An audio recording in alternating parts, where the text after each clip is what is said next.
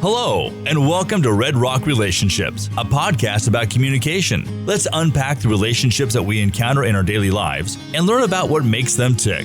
And now your host for Red Rock Relationships, Dr. James B. Stein. Oh man, mustard on the beat. It is the season finale of season 7 of Red Rock Relationships, episode number 64, if you can believe it. And we're closing out our discussion on red flags with the ultimate red flags. Today, we're going to be talking about the Four Horsemen of the relationship apocalypse. And to help me do that, I have two of my best good friends from graduate school, Dr. Bailey Oliver-Blackburn and Lisa, correct me, you're still using your maiden name as your pen name, right? Yeah, that's right. Dr. Lisa Van Raalte. Thank you both for joining. Welcome. Happy to be here. Thanks for having us. Dear listener, I want to impart upon you. I would like to impart upon you just how much peer pressure I needed to exert upon these two brilliant scholars to get them to show up here to talk about this topic. So thank you for your time. It's much appreciated. Like I said, we're going to be talking about the Four Horsemen of the relationship apocalypse. Y'all don't need to do intros. You've both been on multiple episodes, so I'm not especially worried about it. You can always go back and listen to who they are and what they're all about. Now, we might talk about this later. We might have time, but these Four Horsemen of the relationship apocalypse are a phenomenon that has really eked its way into the mainstream media in like a very vapid and shallow way that's potentially problematic. And so I'd like to do some work unpacking them and really going over them one by one. But before we do that, I would like to just talk about what it is when we discuss these Four Horsemen. So maybe I know, Bailey, you talked about wanting to go over the history, and then maybe Lisa, you can give us a super quick rundown of each of them. Can we do that real quick? Yeah, absolutely. So to best understand the Four Horsemen of the Apocalypse, it's probably best to understand why it's named that and why, like, kind of the metaphor behind that. And the metaphor is really attached to some kind of biblical discussions about kind of warnings of the actual apocalypse. So the idea would be that there are 4 warnings that the apocalypse is near, and they call them the Four Horsemen in a lot of religious text. So death, famine, war, and conquest. And these are kind of signs that, the end is near. Well, Gottman took this and kind of applied that to talking about and understanding the conflict responses that are likely warning signs that a relationship is doomed or that it's headed towards some kind of breakup.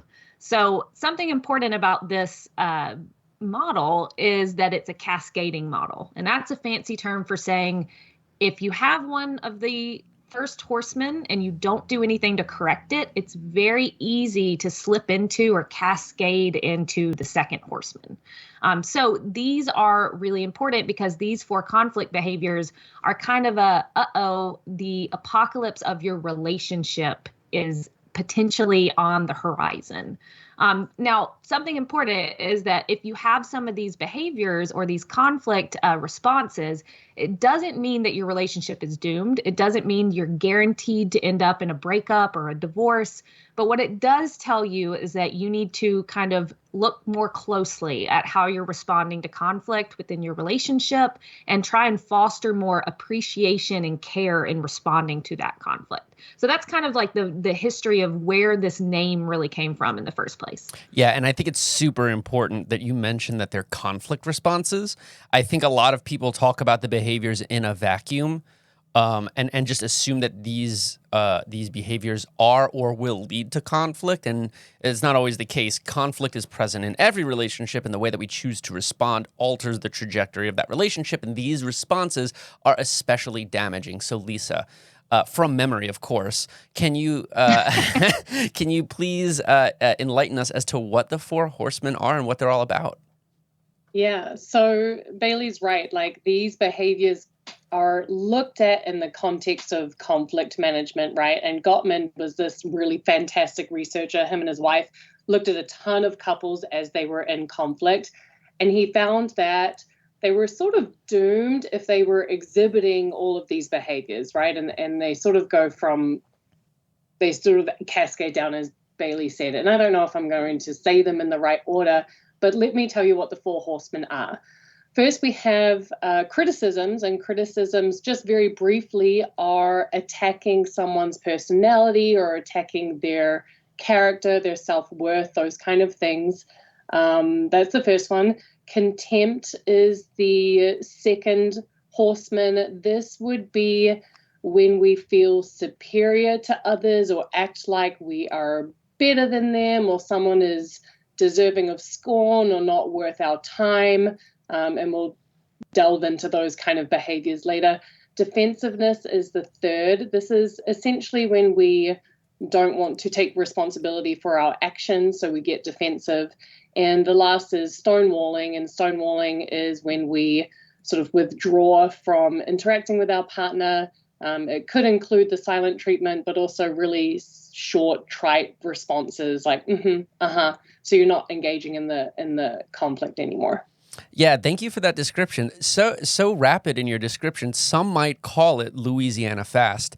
That's an inside joke, because my accent, when I first moved here, I'd say Louisiana Fast.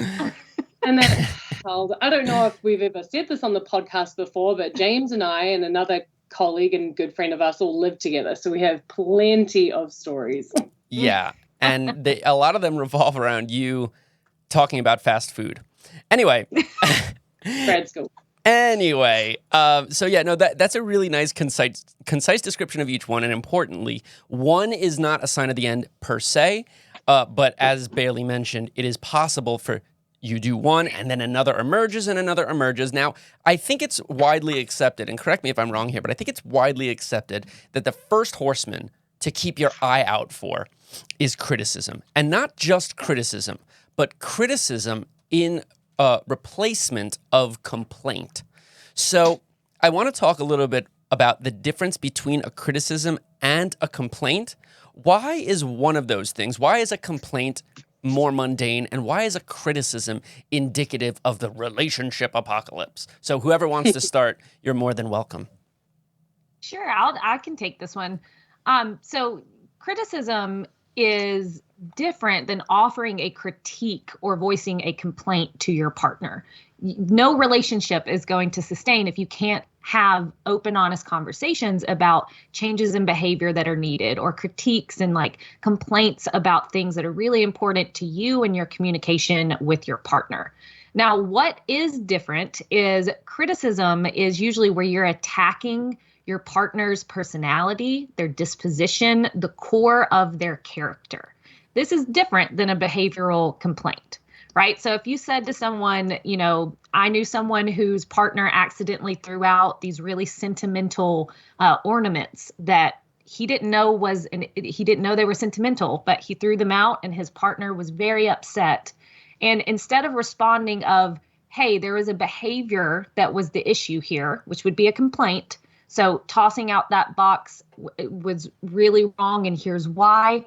It was more, you're a jerk. You're not sentimental. You're uncaring. It's your issue of who you are at the core and your personality. So think of criticisms more as those internal personality attacks where we don't actually ask for changed behavior, because the statement is just, you're the problem. Your personality is the problem.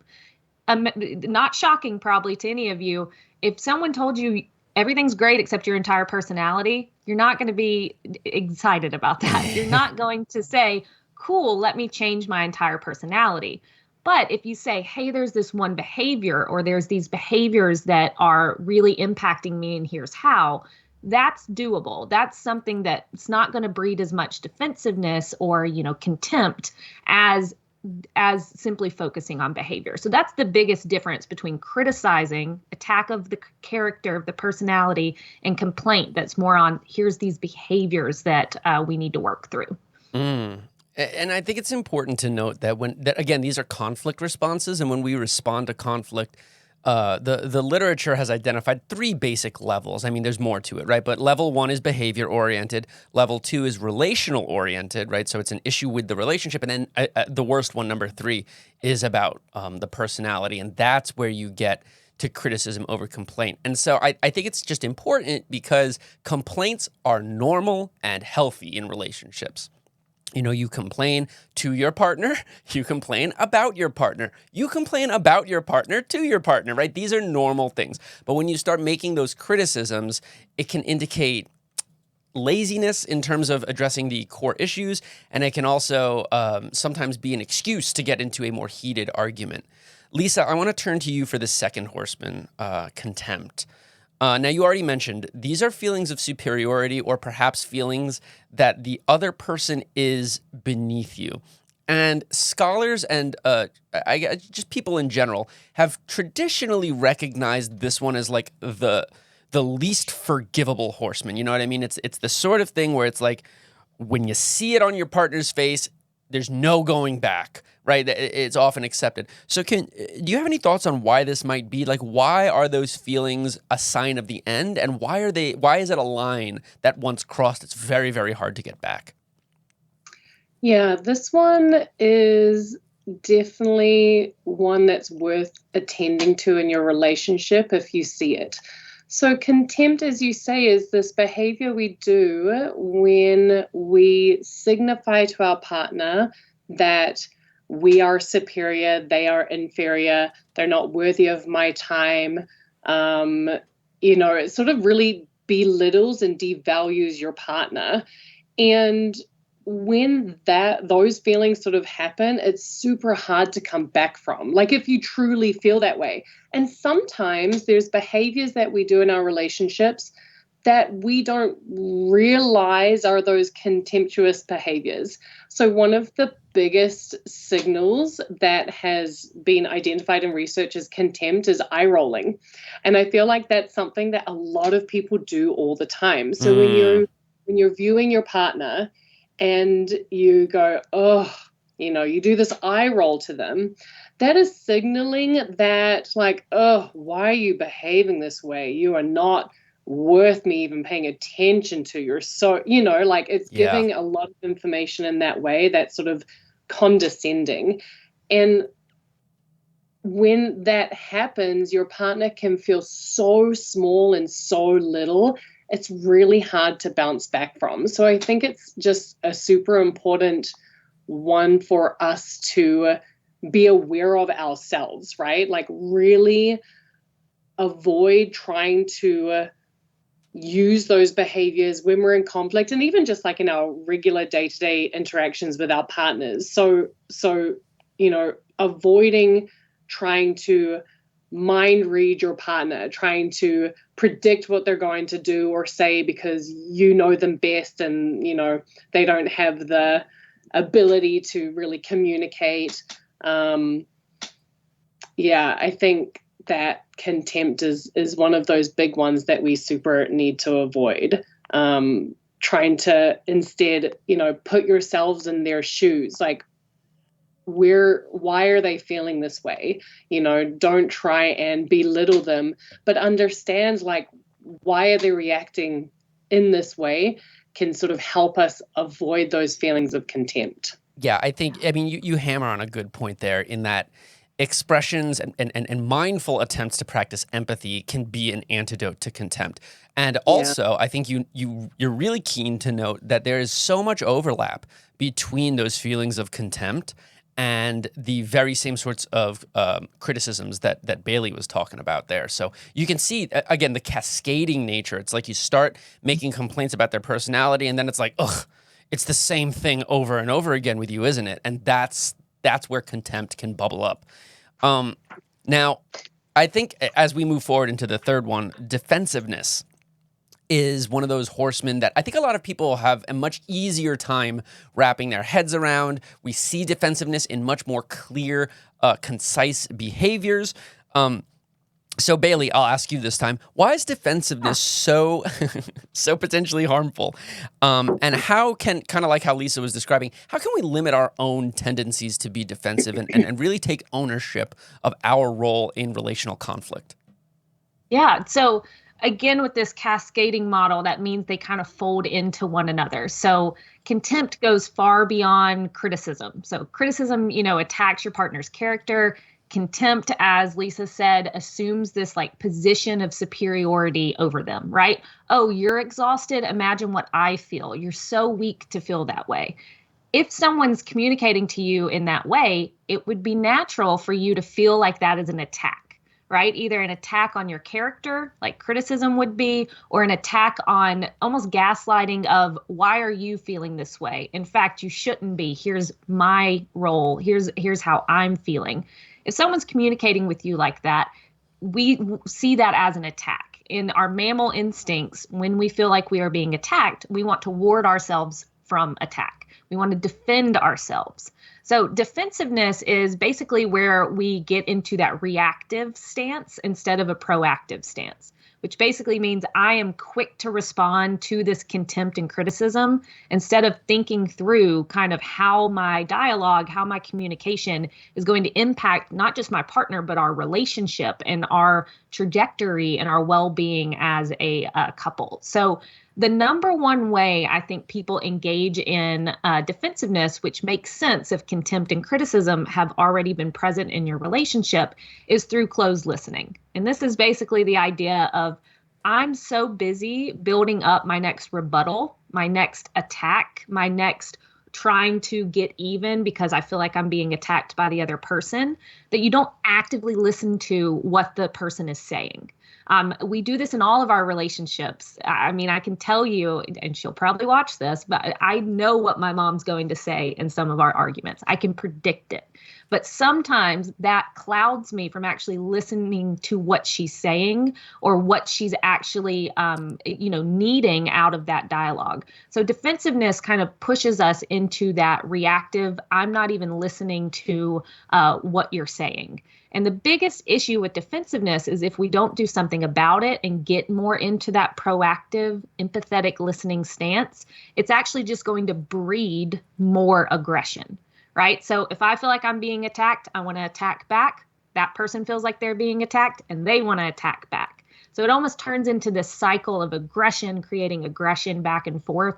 So even though most people know what defensiveness is, they don't understand that one of the best ways to assist with it is to take a break, take a beat, and try to actually empathetically listen to, perspective take what your partner's saying and kind of why they are making these complaints. And I really appreciate the focus on reactivity there. I hope to my students listening, you now have a little bit more clarity on why I value proactivity so much. Also, hi, Michelle. I hope you're listening. Hi, Michelle. Yeah, no, that's a really good explanation of how defensiveness fits into that waterfall. And then, perhaps lastly, and to me scariest, we get stonewalling, right? Which is a lack or absence of communication. So, Lisa, I'll ask you this. For me, it's the most frightening one. What unique issues arise due to stonewalling, given that it, unlike the other three, involves the absence of communication? Yeah, and when I finish talking, I want to hear why you think it's the scariest. I'd love to hear your take. So stonewalling is when we sort of shut off in conversation, right? We no longer want to engage. So this might very clearly be like the silent treatment. So literally removing yourself from the conversation, walking away, shutting the door, or just not responding anymore. Very clearly communicating to your partner, like, I don't want to continue this conversation. But it might also be those very short, meaningless, trite responses in dialogue. So, yeah, okay, I'm sorry, okay, like those kind of things indicate stonewalling as well. And oftentimes stonewalling can be the go-to reaction for people who think the conversation is going to be futile. So if your partner is stonewalling all the time, that might be an indication that they feel like no matter what they say, things won't change in that conversation. And I think that we all need to take responsibility for our conversations and conflict. Nothing occurs in a vacuum, right? Like, we impact each other all the time. So when someone is stonewalling, what can we do to help them get out of that feeling of like hopelessness? Because I don't want to continue anymore because I feel like nothing's going to change, right? So something we can do, and I think this is a great strategy. And again, a lot of these like remedial strategies all blend together. They can sort of help multiple different levels, but taking that step away and time out so you can reestablish your equilibrium. Like, can we get back to a place where I'm no longer experiencing this emotional flooding, right? So when we have emotional flooding, we're experiencing so many different emotions that we feel like we cannot come to terms with all of them at once. So we need to take a time out. And the big difference and where this becomes a positive timeout versus a negative timeout is when you say, hey, I need a timeout because I feel I'm too aroused, right? And people won't use that word. And I don't mean sexually. I mean, like, I've got too much going on in my brain. I can't organize my thoughts, my body, my heart rate, like everything is too much. I need a timeout. And we will return to this conversation in an hour, tomorrow afternoon. That's really important. You can't say, hey, timeout. I can't talk about this right now, and then walk away. That does not leave reassurance for your partner that that conversation is going to continue. So you have to make a plan for when that conversation is going to continue. And then everybody can sort of like calm down, collect their thoughts, and then have that conversation. Yeah, there's a difference. I think that's important. For sure. There's a difference between pausing the conversation and stopping the conversation, right? Yes. One is much more constructive. The other is much more destructive. If you want to hear why stonewalling is for me, like the scariest one, I think about it like trying to build a birdhouse, right? So imagine you're building a birdhouse and all of the horsemen are potential obstacles, right, in building your birdhouse, right? And so, complaints are that you don't know where to hang the birdhouse, and I don't know where to hang it. I'll find a good, right? And then, not complaints, criticisms. And then, the defensiveness is you didn't build it right, and you're like, well, it's not my fault. Like, I watched a YouTube tutorial, it didn't come out right, right? And contempt is like, I used a hammer when I should have used a screwdriver. Now there's a crack in the wood. But in all of those three examples, there are steps that you can take to fix the birdhouse, right? You splintered the wood. You can go to Home Depot and get some more wood or a different screw or a different tool. You might not be using the tools or supplies correctly, but you can learn how to. Stonewalling is looking at a birdhouse that is yet to be built and just staring at it and wondering why it's not been built. You know what I mean? And being angry that it's not put together. And to me, that's why it's the worst, the scariest one, because it's a lack of action, it's a lack of effort, it's a lack of presence, and that in many ways prevents the construction of the birdhouse, prevents the repair of the birdhouse, and prevents any sort of progress whatsoever. Yeah, I love that example because I also think stonewalling is one of the scariest outcomes. And if you are a metaphor person, as I am, think of literally hitting a stone wall, trying to talk to a stone wall, and no one's giving you responses there. And one of the dangers of getting to this horseman is that every committed or even every like relationship has some kind of interdependence. You influence one another, you connect one another. Any interdependent relationship is guaranteed to have conflict. So if you are not addressing conflict, if you're not, responding to conflict, that might indicate that you're no longer interdependent. You're no longer influencing one another, and this relationship might not be serving you anymore in the way that it has in the past. So I think that's kind of the scariest thing of, we don't have anything that we're trying to actively work through. That might mean that this relationship is not in fact progressing. It's not in fact serving the interdependent function that it once was. Yeah. And I love that Lisa brought up kind of the idea of you have to return and you have to communicate that you are returning. Because if you are consistently turning away and storing up all these grievances, they're not just going to sit there. Eventually, you will unleash them all on your partner, and usually all at once, because you did not return and actively engage in any kind of conflict management there as well. Yeah. So to put a bow on our conversation, these are the worst of the worst red flags, right? And just because a relationship is coming to an end, it doesn't necessarily mean anyone did anything wrong. But this season was all about things you can look for when it might be time to end a relationship, which is sad, but sometimes necessary. To that end, next season, we're going to talk about green flags. We're going to bring things up a notch, things to look for in those relationships. And we'll see who we get on the episode. I might put more pressure on you too, but maybe not. Until then, have a great summer. You've been listening to Red Rock Relationships, a podcast about communication. Thank you so much for giving us some of your time. If you'd like to be on the show or have questions for us, please send us an email to redrockrelationships@gmail.com. You can also find us on Facebook, Instagram, Twitter, Spotify, or wherever you listen to your podcasts. Just search Red Rock Relationships. Thank you again. And remember, it all begins with good communication. This has been a production from a podcast studio.